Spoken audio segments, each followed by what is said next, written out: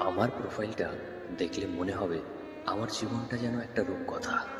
দামি কফি, সুন্দর জায়গা, আর সবসময় হাসি খুশি মুখ। অথচ যখন আমি ক্যাপশনে লিখছিলাম ফিলিং ইজ লাভ, তখন আসলে আমি বিছানায় শুয়ে কাঁদছিলাম। আমার ঘরের মতোই আমার মনটা অগোছালো।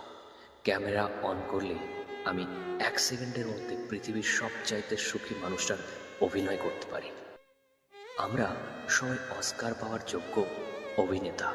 ফিল্টার দিয়ে মুখে ব্রণ আর চোখের নিচের কালি ঢেকে ফেলি, কিন্তু মনের ভিতরের একাকিত্ব ঢাকার কোনো ফিল্টার আজও পৃথিবীতে হলো না।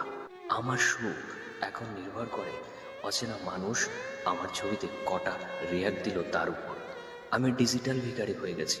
ফোনটা অফ করলেই আমি আবার সেই একা অসুখী একটা মানুষ। এই কালো স্কিনটা আমার আসল আয়না।